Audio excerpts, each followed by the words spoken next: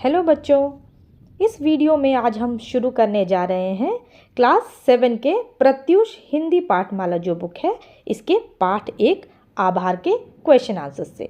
तो बच्चों, ये जो पोयम है आभार, इसे लिखा है शिव मंगल सिंह सुमन ने। तो चलिए शुरू करते हैं इसके लिखित प्रश्नोत्तर। क्वेश्चन 1 है, निम्नलिखित प्रश्नों के उत्तर दीजिए। क, जीवन में मंजिल तय करना आसान क्यों नहीं है? उत्तर है बच्चों, मंजिल तक पहुंचने में हमें कई सारी परेशानियां आती हैं। कई लोग मंजिल तक पहुंचने में हमें मिलते हैं और कई बिछड़ जाते हैं। कभी कभी चलते वक्त हम इतना थक जाते हैं कि हमारी हिम्मत टूट जाती है। इसलिए जीवन में मंजिल तय करना आसान नहीं है।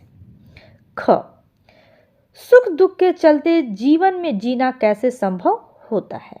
उत्तर होगा बच्चों, जीवन ना कभी स्थिर रहा है और ना कभी रहेगा। अगर जीवन में सुख चल रहा है तो दुखों का आना निश्चित है, और दुख चल रहा है तो सुखों का आना भी निश्चित है। इसी आशा से सुख दुख के चलते जीवन में जीना संभव होता है। क्वेश्चन ग, जीवन में नई स्फूर्ति कैसे प्राप्त होती है? तो बच्चों उत्तर है, जब हम जीवन जीते जीते थक जाते हैं और ऐसा लगता है कि सब खत्म होने वाला है, तब अगर हमें कोई प्यार के 2 शब्द बोल दे तो जीवन में फिर से नई स्फूर्ति आ जाती है। घ है, जो हमारा साथ न दे। बच्चों यहाँ टाइपिंग मिस्टेक है, उनके नहीं बच्चों, यहाँ उनका होगा। उनका कभी क्यों धन्यवाद देना करना चाहते हैं?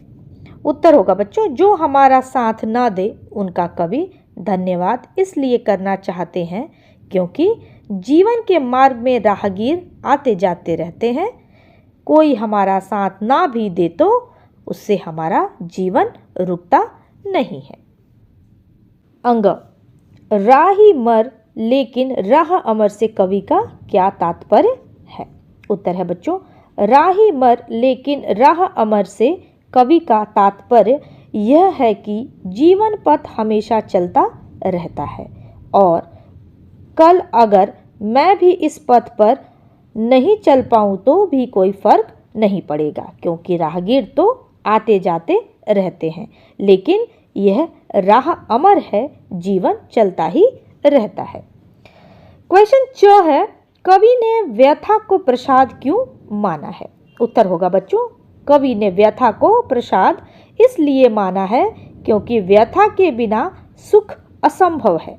जब भी दुख हमारे जीवन में आता है तो हमें सीख देता है ताकि हम अपने जीवन को सही ढंग से जीना सीखें। तो बच्चों क्वेश्चन 2 है, निम्नलिखित काव्यांश पढ़कर प्रश्नों के उत्तर दीजिए। यहाँ नीचे मैंने पूरी पंक्तियाँ नहीं लिखी हैं, ये पंक्तियाँ आपको अपने बुक में मिल जाएंगी। कैसे चल पाता यदि ना मिला होता मुझको आकुल अंतर, ये पंक्तियाँ बुक में आपके 8 लाइन्स दी गई हैं। उन्हीं काव्यांश में से कुछ प्रश्न नीचे दिए गए हैं। क है उसमें, कवि को हृदय की आकुलता से कोई शिकायत क्यों नहीं है?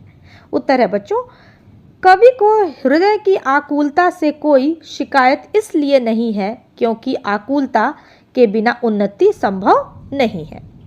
ख है, कवि किसे धन्यवाद देना चाहता है? उत्तर है बच्चों, कवि उन लोगों को धन्यवाद देना चाहते हैं जिन्होंने जीवन रूपी मार्ग में उनको स्नेह दिया है। प्रश्न ग है, व्यथा को कवि कृपा क्यों समझ रहा है? उत्तर है बच्चों, व्यथा को कवि कृपा इसलिए समझते हैं क्योंकि व्यथा के बिना जीवन रूपी मार्ग में चलना संभव नहीं है। व्यथा के बिना हम मंजिल तय नहीं कर सकते हैं। व्यथा से हमें सीख मिलती है।